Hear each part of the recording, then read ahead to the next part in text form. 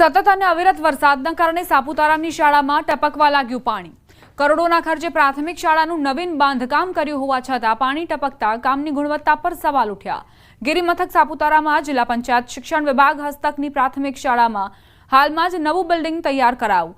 અહીં ધોરણ 1 થી 8 સુધીના બાળકો અભ્યાસ કરવા આવે છે, પરંતુ ચોમાસા દરમિયાન શાળાના ઓરડામાં ટપકી રહેલા પાણીથી તેઓ હેરાન પરેશાન થયા છે. જે વર્ગખંડમાં બેસીને બાળકો અભ્યાસ કરી રહ્યા છે ત્યાં ધાબામાંથી પાણી ઉતરી રહ્યું છે. આ અંગે વાલીઓએ ફરિયાદ પણ કરી હતી. જોકે પંચાયતના જવાબદાર એન્જિનિયર પોતે આ બાબતે અજાણ હોવાનું જણાવ્યું હતું. આ બાબતે જિલ્લા વિકાસ અધિકારીએ જિલ્લા શિક્ષણ અધિકારીને તપાસના આદેશ આપ્યા છે. એ બિલ્ડિંગમાંથી પાણી ટપકે છે, ગળે છે અને સંભાવના એ ખરી બાળકોને તકલીફ કે હરતા પડતા શિક્ષણ લેતા એ લોકોને પડવાની સંભાવના ખરી ને ગળી પડે છે. ચોમાસા વધારે હોવાથી સાપુતારામાં આ બાળકોને અહીં આ બિલ્ડિંગમાં પાણી ગળવાથી તકલીફ વધુ પડે છે. અમદાવાદ જિલ્લા પંચાયત બની જર્જરિત. 7 માળની જિલ્લા પંચાયતમાં ઠેર ઠેર પોપડા નીકળ્યા છે. ક્યાંક પ્લાસ્ટર તૂટ્યું તો ક્યાંક સળિયા દેખાયા. થોડા વર્ષો પૂર્વે જિલ્લા પંચાયતે રિનોવેશન માટે કરોડોના રૂપિયા ખર્ચ્યા હતા. ન્યૂઝ 18ના કેમેરામાં કેદ થયા જર્જરિત જિલ્લા પંચાયતના દ્રશ્યો.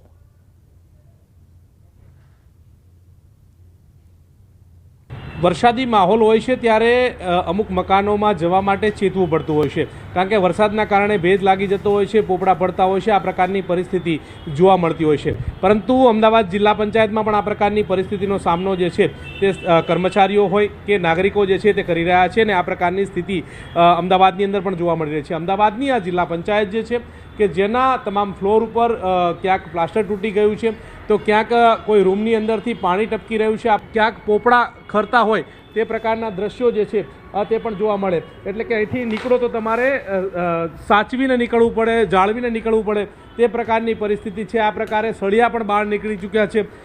અગાઉ થોડા વર્ષો પહેલાં આ જિલ્લા પંચાયતને સમારકામ માટેનો ખર્ચો જે છે તે પણ કરવામાં આવ્યો હતો અને તેને લઈને ક્યાંક નવું સ્ટ્રક્ચર જે છે તે ઊભું કરવામાં આવ્યું હતું. એટલે કે લોકો આ પરિસ્થિતિથી પરેશાનીનો સામનો કરી રહ્યા છે. કેમેરા હરીશ શર્મા સાથે ગૌતમ શ્રીમાળી, ન્યૂઝ 18 ગુજરાતી, અમદાવાદ.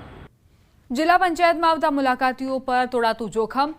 અમારા સંવાદદાતા દ્વારા ડેપ્યુટી એક્ઝિક્યુટિવ એન્જિનિયર સાથે ફોન પર વાતચીત કરી સવાલ કરવામાં આવ્યા.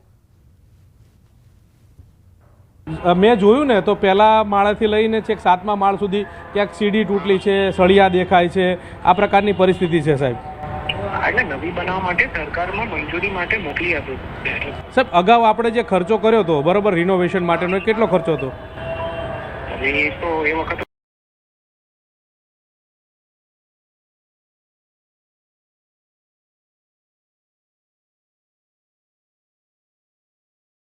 વિભાગ છે, પછી ઉપર ખેતીવાડી વિભાગવાળા કહે છે કે અમે આ જર્જરિત છે મુદ્દે અમે અરજી કરી છે, રજૂઆત કરી છે માર્ગ મકાન વિભાગે.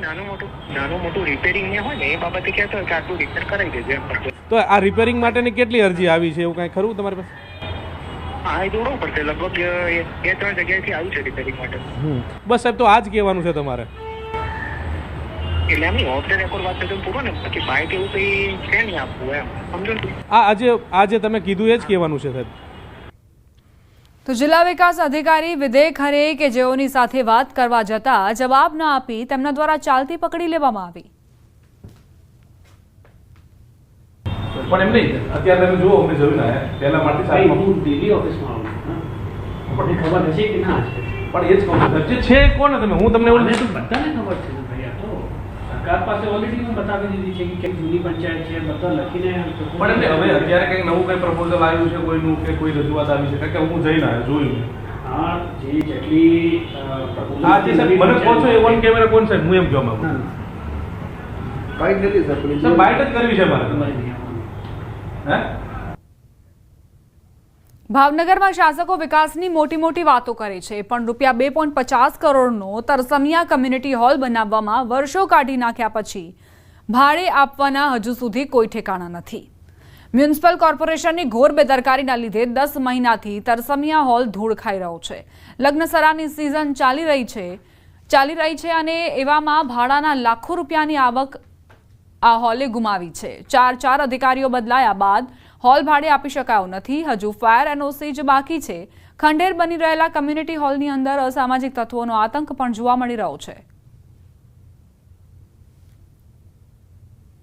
ભાવનગરના ટેક્સના પૈસાનો વેડફાટ કઈ એક જગ્યાએ ખોટો થાય છે, એક પણ કામ સમય મર્યાદામાં નથી થતું.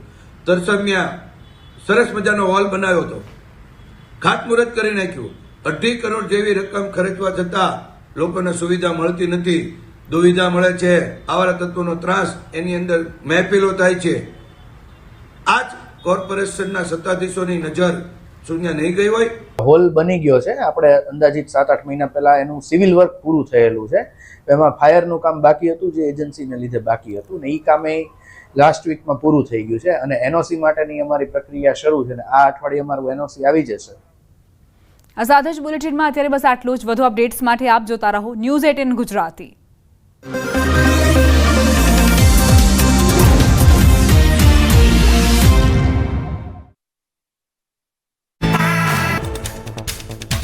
વરસાદને લઈને હવામાન વિભાગે કરી આગાહી. આગામી 7 દિવસ ભારે વરસાદની કરી આગાહી.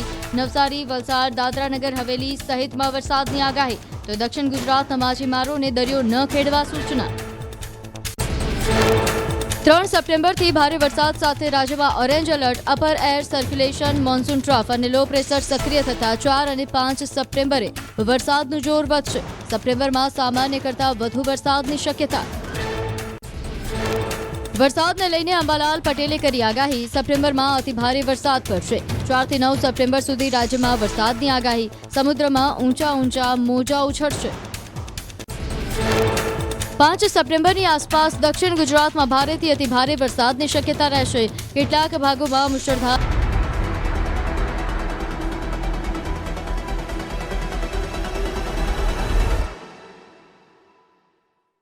ટ્રીચઅપ complete hair care solution. Jetpur 6 lane હાઈવેની કામગીરીને લઈ સીએમએ અધિકારીઓનો લીધો ઉધડો. કોન્ટ્રાક્ટરની 5 લાખની ફટકારી પેનલ્ટી. શિક્ષકોની ભરતી મુદ્દે શિક્ષણ મંત્રીનું નિવેદન. કહ્યું ઉમેદવારોને સાંભળવાની પ્રક્રિયા ચાલે છે અને ખાલી જગ્યા રહેશે તો ફરી ટેટ ટાટની લેવાશે પરીક્ષા. અમદાવાદના નારોલમાં પ્રેમી યુવકે કર્યું ફાયરિંગ. પ્રેમિકાને સામાન્ય ઈજા, આરોપીની ધરપકડ.